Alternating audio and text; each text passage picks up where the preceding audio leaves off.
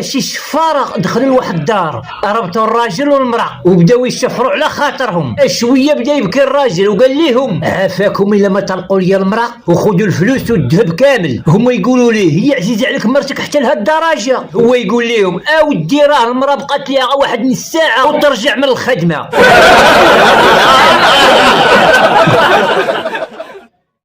واحد رجع للدار فرحان وناشط، قالت ليه مرتو شتك فرحان وناشط ياك هو لباس؟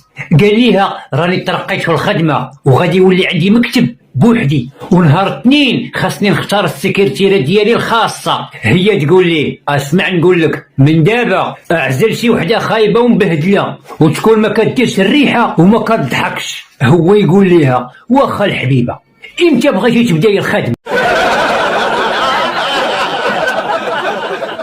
قطعوا راه اصعب خيانه هي تخونك الصمته ديال السروال وانت راكب في الطوبيس وكل شي حاشي فيك عينيه كيتسناو اللحظه اللي يريب لك فيها السروال، اما الباقي راه غتعاوي.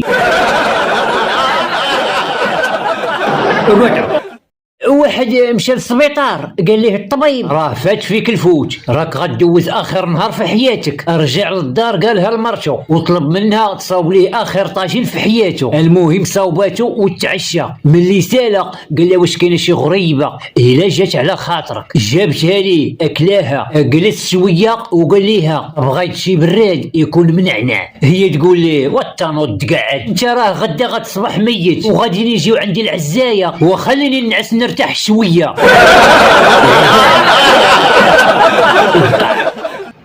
وحده ركبت في واحد الطاكسي قال ليها فين غادا لاله؟ هي تجبد ورقه وعطاتها ليه وقالت ليه اديني عافاك لهاد الادريسه. قال لها مهمتي هذا راه حجاب. هي تقول ليه ويلي ويلي هي البارح تبخرت بلا دريسه.